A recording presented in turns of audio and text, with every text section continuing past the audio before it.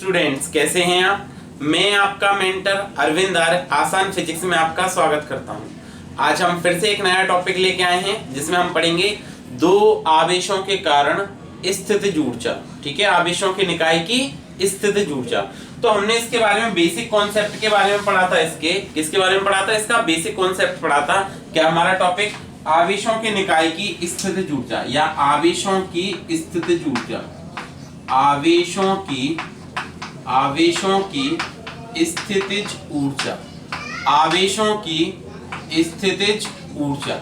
आवेशों की स्थितिज ऊर्जा के बारे में हमने पहले पढ़ चुके हैं। हम थोड़ा सा कॉन्सेप्ट पढ़ा था हमने इसका, तो हम इसको आगे पढ़ते हैं। आवेशों की स्थितिज ऊर्जा क्या होगी कि जब दो समान प्रकृति के आवेशों को एक दूसरे के पास लाते हैं। क्या है? समान प्रकृति के आवेशों को एक दूसरे के पास लाते हैं एवं विपरीत प्रकृति के आवेशों को एक दूसरे से दूर की ओर ले जाते हैं। फिर से ध्यान दें, जब दो समान प्रकृति के आवेशों को एक दूसरे के पास लाते हैं एवं विपरीत प्रकृति के आवेशों को एक दूसरे से दूर की ओर ले जाते हैं, तब इस प्रतिकर्षण एवं आकर्षण बल के विरुद्ध जो कार्य किया जाता है, प्रतिकर्षण एवं आकर्षण बल के विरुद्ध जो कार्य किया जाता है उसको आवेशों के निकाय की स्थितिज ऊर्जा कहते हैं। ध्यान दें, आपको ध्यान हो तो हमने एक ऐसा कॉन्सेप्ट पढ़ा था। ये पॉइंट O हो गया, इस पर प्लस Q चार्ज रखा है।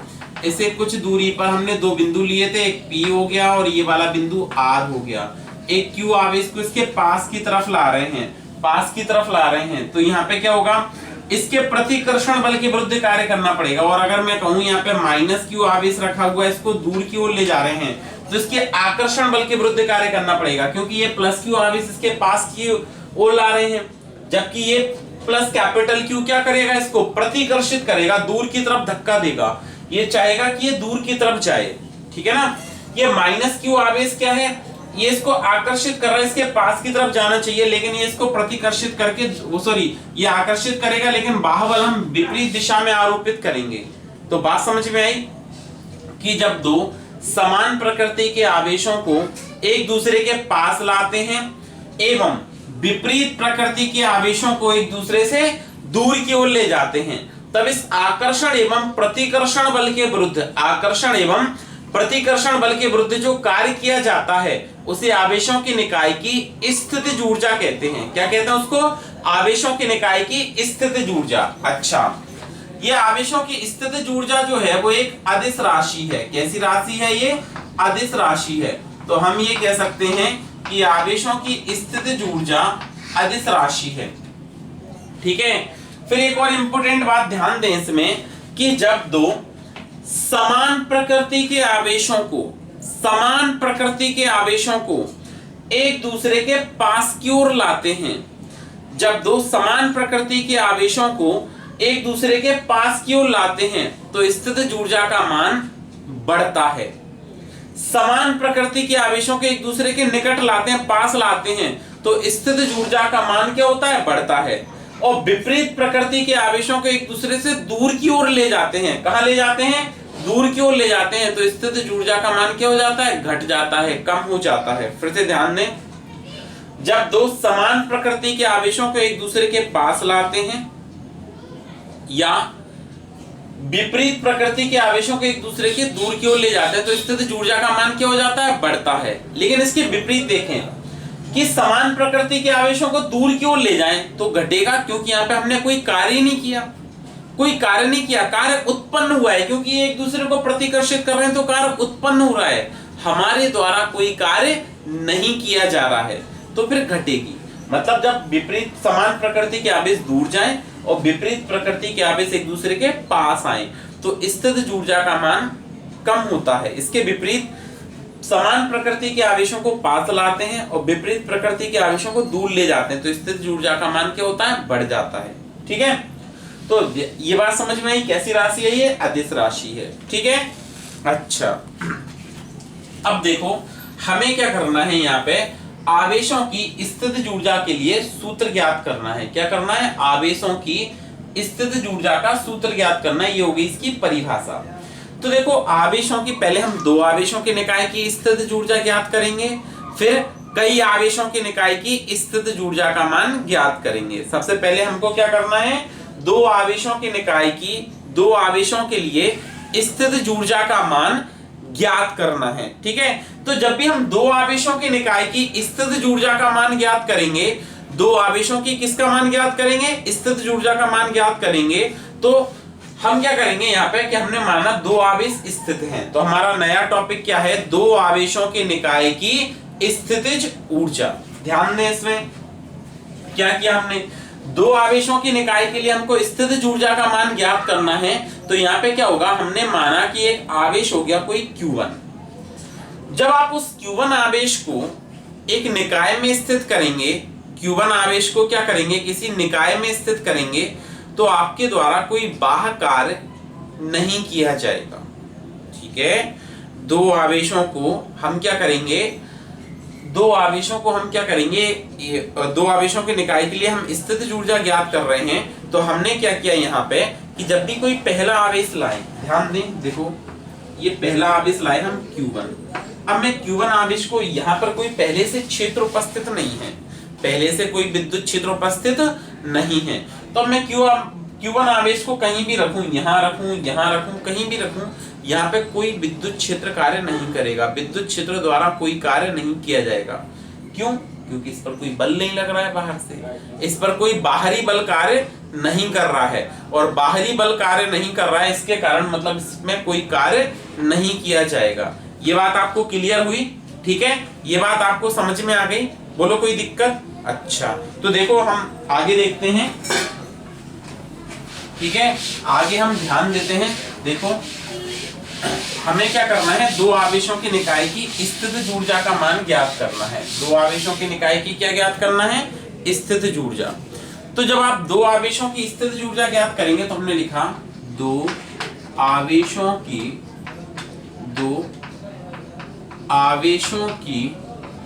स्थितिज ऊर्जा, स्थितिज ऊर्जा, दो आवेशों के लिए स्थितिज ऊर्जा का मान ज्ञात करना है, या दो आवेशों की निकाय की स्थितिज ऊर्जा ज्ञात करनी है। तो हमने क्या कहा, माना कोई बिंदु O है, उस बिंदु O पर एक हम अनंत से कोई आवेश लाए Q1। अब आपको स्थितिज ऊर्जा का जो पहला लेक्चर था वो अच्छे से आना चाहिए, पहले लेक्चर में हमने इसका कॉन्सेप्ट पढ़ाया था, वो आपको समझ आना चाहिए। ठीक है, तो हमने माना कि कोई आवेश Q1 अनंत से इस बिंदु O पर लाते हैं, तो कितना कार्य करना पड़ेगा ये देखना है हमें। इस Q1 आवेश को जब हम अनंत से ला रहे हैं तो कार्य कितना करना पड़ेगा, तो भैया कार्य किया गया, कार्य कितना हो गया, Q1 आवेश को क्या लिखेंगे, Q1 आवेश को अनंत से बिंदु O तक लाने में किया कार्य, बिंदु O तक लाने में किया कार्य, O तक लाने में किया कार्य, अनंत से बिंदु O तक ला रहे हैं, तो कितना कार्य करना पड़ेगा हमको ये देखना है। तो यहाँ से पहले से कोई विद्युत क्षेत्र उपस्थित तो है नहीं, इस बिंदु पर कोई बाह्य क्षेत्र है क्या, नहीं है, तो कार्य कितना, 0। तो हमने लिखा W1 बराबर 0। इसको कहीं भी ले जाऊं कोई कार्य नहीं करना पड़ेगा। ठीक है, अच्छा, अब बिंदु O से स्मॉल r दूरी पर, यहाँ पर बिंदु O से क्या हुआ है, स्मॉल r दूरी पर यहाँ पे एक बिंदु P स्थित है, O से स्मॉल r दूरी पर एक बिंदु P स्थित है। तो इस Q1 आवेश के कारण बिंदु P पर हम देखते हैं विभव कितना होगा।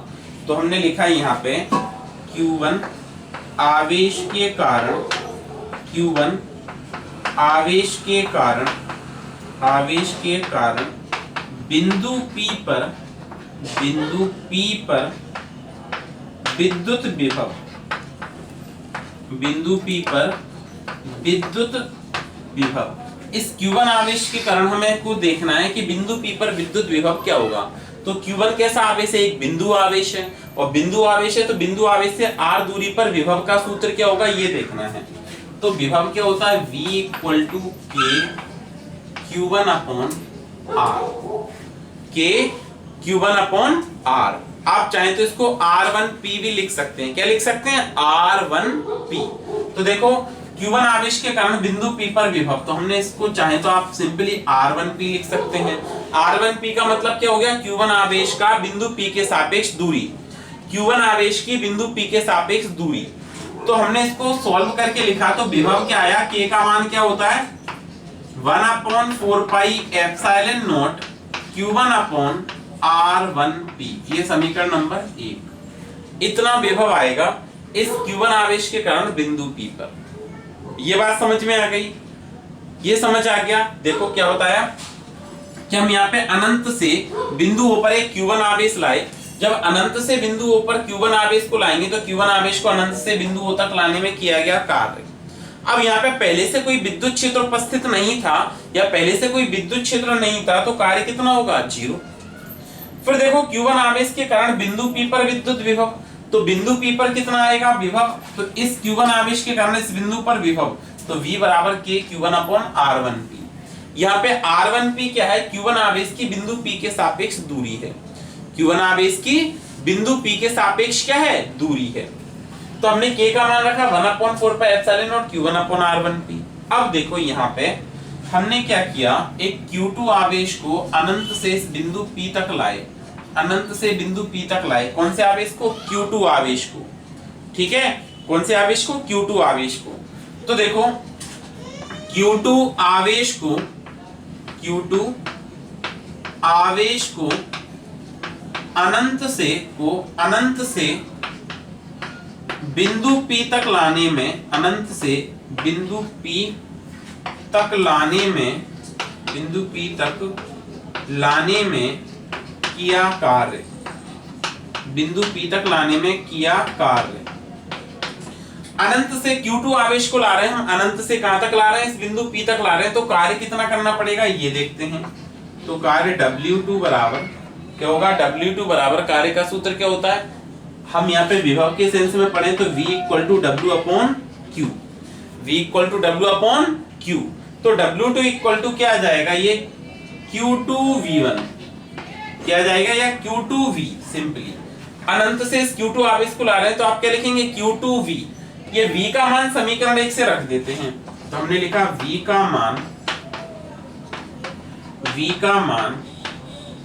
समीकरण 1 से रखने पर, हमने यहाँ पे V का मान रखा, कहां से रखा, समीकरण 1 से।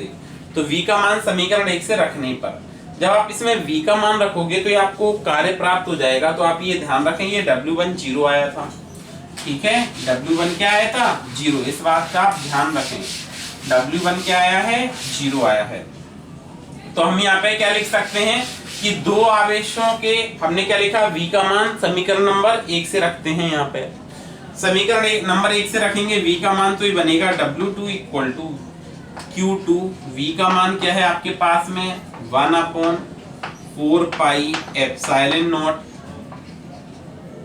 Q1/R12। अब आप कहोगे P, पहले बिंदु P था, लेकिन हम जब यहाँ पे Q2 आवेश लिया है तो ये दूरी R12, Q1 और Q2 आवेश के बीच की दूरी। ठीक है, आप चाहें तो सिंपली यहाँ पे R लिख सकते हैं, तो सभी जगह ये R हो जाएगा। बात समझ में, आप चाहें तो यहाँ पे R लिख सकते हैं सिंपली, तो ये सभी जगह R हो जाएगा। लेकिन पहले जो कि आवेश Q2 नहीं था तो हम यहाँ पे R12 नहीं लिख सकते थे। अब हम अनंत से इस बिंदु पर Q2 आवेश ले आए तो अब आप R12 कह सकते हो। और अगर आपको कंफ्यूजन हो रहा है सभी जगह तो आप सिंपली यहाँ पे क्या कर सकते हैं, सिंपली आप इसको R लिख दें, कोई समस्या का बात नहीं है। ठीक है, आपको अगर कंफ्यूजन हो रहा है तो सभी जगह R चल लेने, कोई दिक्कत नहीं है, R लिख दिया। अब मैंने ये गुणा किया तो W2 का मान क्या आया, 1/4 pi epsilon naught Q1 Q2/R, ये कार्य आ गया। तो हम क्या लिखेंगे, दो आवेशों का निकाय निर्मित करने में, दो आवेशों का निकाय निर्मित करने में, दो आवेशों का निकाय निर्मित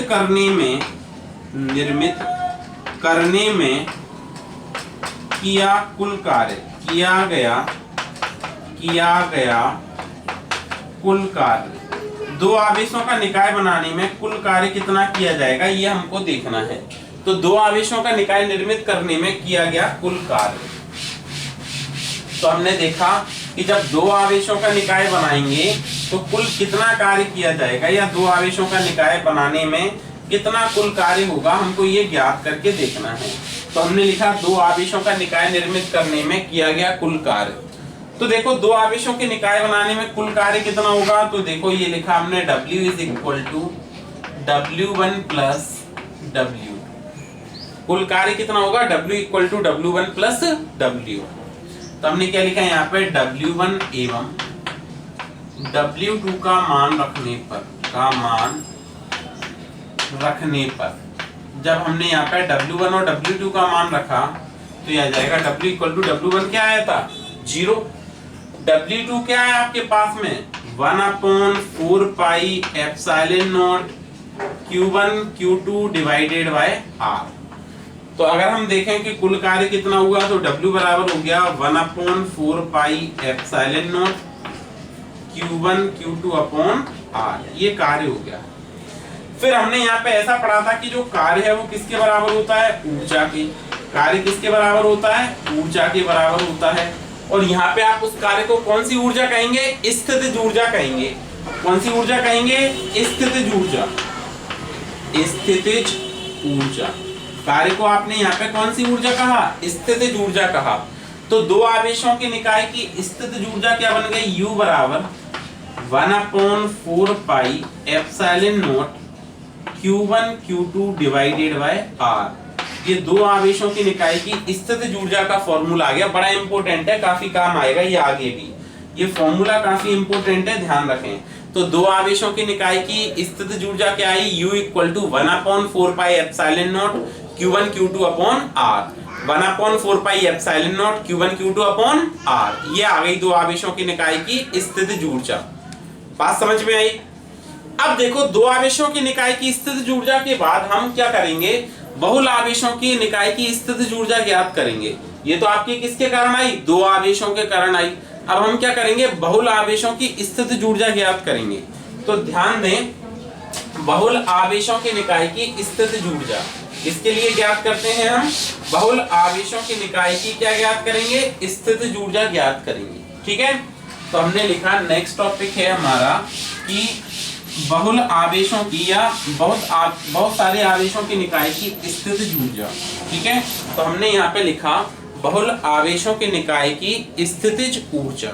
ठीक है, नेक्स्ट टॉपिक हमारा क्या है, बहुल मतलब बहुत सारे, या ऐसे लिख सकते हैं कि आवेशों के, कई आवेशों के निकाय की, कई आवेशों के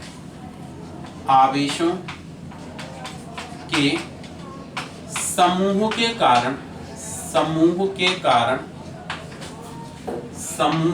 कारण स्थितिज ऊर्जा, कई आवेशों के समूह के कारण स्थितिज ऊर्जा। ठीक है, अगला टॉपिक है ये हमारा कई आवेशों के समूह के कारण स्थितिज ऊर्जा, या बहुल आवेशों के समूह के कारण, ऐसे भी लिख सकते हैं आप, बहुल आवेशों के समूह के कारण स्थितिज ऊर्जा। ठीक है, तो ध्यान दें हमने क्या किया, अनंत से यहाँ पे हम एक आवेश लाए कोई Q1, ये हमने मान लिया कोई आपका बिंदु A हो गया। ठीक है, बिंदु A पर हम अनंत से Q1 आवेश लाते हैं। बहुल आवेशों के निकाय के कारण आपको स्थितिज ऊर्जा ज्ञात करना है, तो हमने माना कि कोई आवेश Q1 अनंत से कहाँ लाते हैं, बिंदु A पर लाते हैं। तो Q1 आवेश को अनंत से बिंदु A तक लाने में किया गया कार्य, क्या लिखा, Q1 आवेश को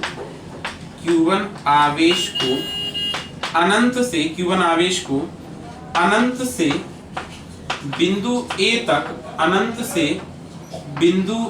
तक लाने में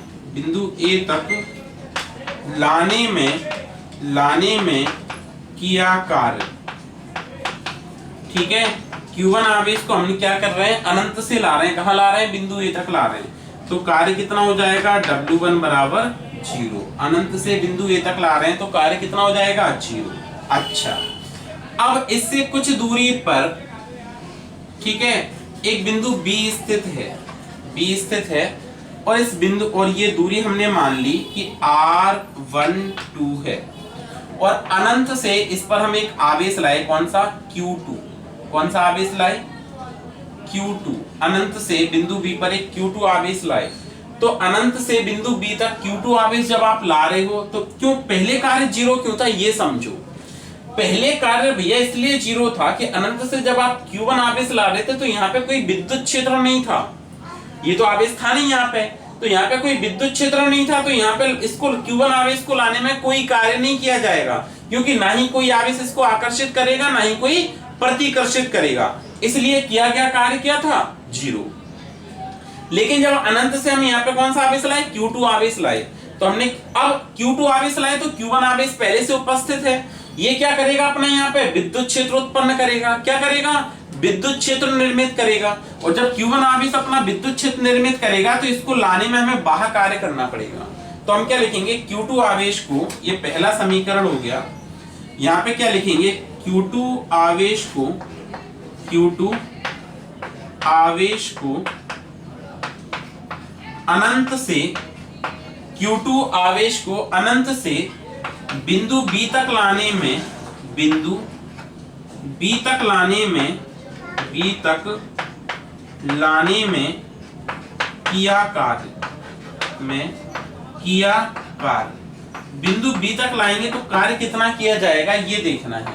तो Q2 आवेश को जब हम अनंत से बिंदु B तक लाएंगे तो कार्य कितना होगा, तो आपने लिखेंगे W2 बराबर K का मतलब K लिखने सिंपली 1/4 K, अभी तो फॉर्मूला लिखा था हमने, K Q1 Q2 upon R का मतलब R12, ये हो गया आपका क्या, समीकरण नंबर 2।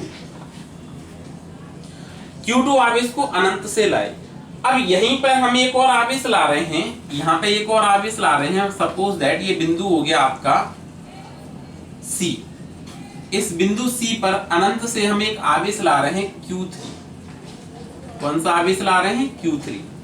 तो अनंत से बिंदु C पर एक Q3 आवेश ला रहे हैं, तो जब Q3 आवेश लाओगे तो क्या करना पड़ेगा आपको, इस Q1 आवेश के विद्युत क्षेत्र के विरुद्ध कार्य करना पड़ेगा। ये बिंदु A था, Q3 आवेश को लाएंगे तो हमें क्या करना पड़ेगा, इस Q1 आवेश के विद्युत क्षेत्र के विरुद्ध कार्य करना पड़ेगा, और ये दूरी हो गई R13, इसके विद्युत क्षेत्र के विरुद्ध कार्य करना पड़ेगा। अब ये Q2 आवेश भी उपस्थित है तो ये भी तो अपना विद्युत क्षेत्र निर्मित करेगा, तो इसके विद्युत क्षेत्र के विरुद्ध भी हमको क्या करना पड़ेगा, कार्य करना पड़ेगा। क्या करना पड़ेगा, इसके विद्युत क्षेत्र के विरुद्ध भी हमको क्या करना पड़ेगा, कार्य करना पड़ेगा। तो इसके विद्युत क्षेत्र के विरुद्ध कार्य करना पड़ेगा, ये आपका हो गया, ये दूरी हो गई आपकी R23, ये 13, ये 23। तो हम क्या लिखेंगे, Q3 आवेश को अनंत से बिंदु C तक लाने में क्या लिखेंगे, Q3 आवेश को अनंत से बिंदु C तक लाने में, बिंदु C तक लाने में किया कार्य, बिंदु C तक लाने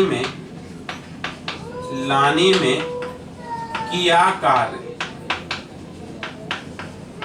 ठीक है। तो Q3 आवेश को हम क्या कर रहे हैं, अनंत से ला रहे हैं, कहां पे ला रहे हैं, बिंदु C तक ला रहे हैं, तो कार्य कितना होगा, कार्य होगा आपका W3 बराबर, एक तो आपको इसके विद्युत क्षेत्र के विरुद्ध कार्य करना पड़ेगा, तो वो कितना होगा, K Q1 Q3 upon R13 plus एक इसके विद्युत क्षेत्र के विरुद्ध कार्य करना पड़ेगा, तो वो कितना होगा, K Q2 Q3 upon R23, ये हो गया आपका समीकरण नंबर 3। ये बात समझ में आ गई, इतना कार्य किया जाएगा। अब मान लो कि हम एक और आवेश लाते हैं Q4, कौन सा आवेश ला रहे हैं, Q4 आवेश ला रहे हैं। यहाँ पे इस पर हमने यहाँ पे क्या किया, एक Q4 आवेश और रख दिया यहाँ पे Q4, इस Q4 आवेश को भी हम क्या करें, अनंत से लाए हैं, यहाँ पे अनंत से इस बिंदु D पर रख रहे हैं। तो जैसे ही आप इस Q4 आवेश को इस बिंदु D पर रखेंगे तो आपको एक तो इसके विद्युत क्षेत्र के विरुद्ध कार्य करना पड़ेगा, और ये आपकी दूरी आ जाएगी कितनी, R24, एक इसके विद्युत क्षेत्र के विरुद्ध कार्य करना पड़ेगा, ये दूरी आ जाएगी R34, और एक इसके विद्युत क्षेत्र के विरुद्ध कार्य करना पड़ेगा, और ये दूरी आ जाएगी आपकी R14। जब हम Q4 आवेश को इस बिंदु पर रखेंगे तो आपको एक तो इसके विद्युत क्षेत्र के विरुद्ध कार्य करना पड़ेगा क्योंकि इसका अपना विद्युत क्षेत्र होगा, एक इसके विद्युत क्षेत्र के विरुद्ध कार्य करना पड़ेगा क्योंकि इसका अपना विद्युत क्षेत्र होगा, और एक इसके विद्युत क्षेत्र के विरुद्ध कार्य करना पड़ेगा। तो हमने क्या लिखा, Q4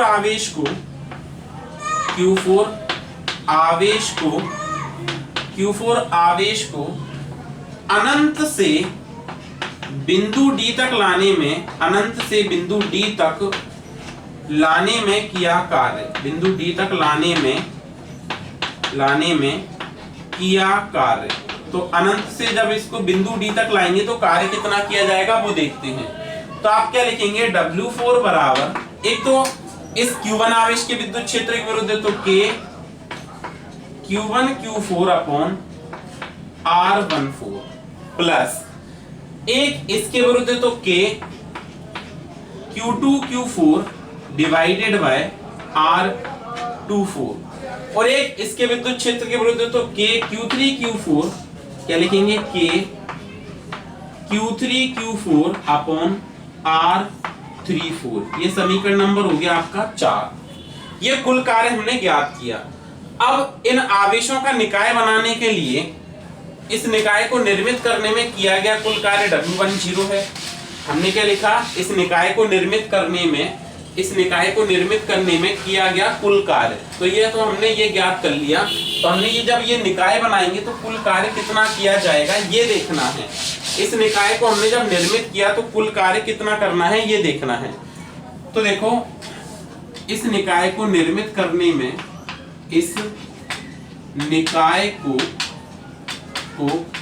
निर्मित करने में किया कुल कार्य, निर्मित करने में किया कुल कार्य, ये जो निकाय है वो हमने निर्मित किया तो कुल कार्य कितना किया जाएगा। तो आपने लिखा W equal to W1 plus W2 plus W3 plus W4। यहाँ पे क्या लिखेंगे, W1, W2, W3, W4 का मान रखने पर, जैसे हम इनका मान रखेंगे तो कुल कार्य आ जाएगा। तो W1 बराबर 0, W2 का मान क्या है, K Q1 Q2 upon R12 plus W3 K Q1 Q3 upon R13 plus K Q2 Q3 upon R23 plus K Q1 Q4 divided by R14 plus K Q2 Q4 divided by R24 plus K Q3 Q4 divided by R34। ठीक है, तो ये कार्य आ गया। और कार्य किसके बराबर होता है, हमारा ऊर्जा के बराबर होता है। कार्य किसके बराबर पढ़ा है हमने, ऊर्जा के बराबर पढ़ा है। तो यहाँ पे आप इसको क्या कह सकते हैं, स्थितिज ऊर्जा कह सकते हैं। क्या कह सकते हैं, स्थितिज ऊर्जा। तो आपकी कुल स्थितिज ऊर्जा क्या आ गई इन आवेशों के निकाय की, U equal to K common ले लिया हमने, और आपके पास क्या बचा, Q1 Q2 upon R12 plus Q1 Q3 upon R13 plus Q2 Q3 upon R23 plus Q1 Q4 upon R14 plus Q2 Q4 upon R24 plus Q3 Q4 divided by R34। ये आवेशों की निकाय की कुल स्थितिज ऊर्जा आपको प्राप्त हो गई। तो इसका मतलब है जब आवेशों का निकाय निर्मित करना है तो सभी आवेशों के विरुद्ध कार्य किया जाएगा। ठीक है, तो ये बात समझ में आई आपको। उम्मीद करता हूँ आज का सेशन आपने एंजॉय किया होगा। आप चाहें तो यहाँ पे K की वैल्यू 1/4πε0 भी लिख सकते हैं। ठीक है, तो पढ़ते रहिए, सुरक्षित रहिए। आसान फिजिक्स को लाइक करें, शेयर करें, सब्सक्राइब करें। धन्यवाद।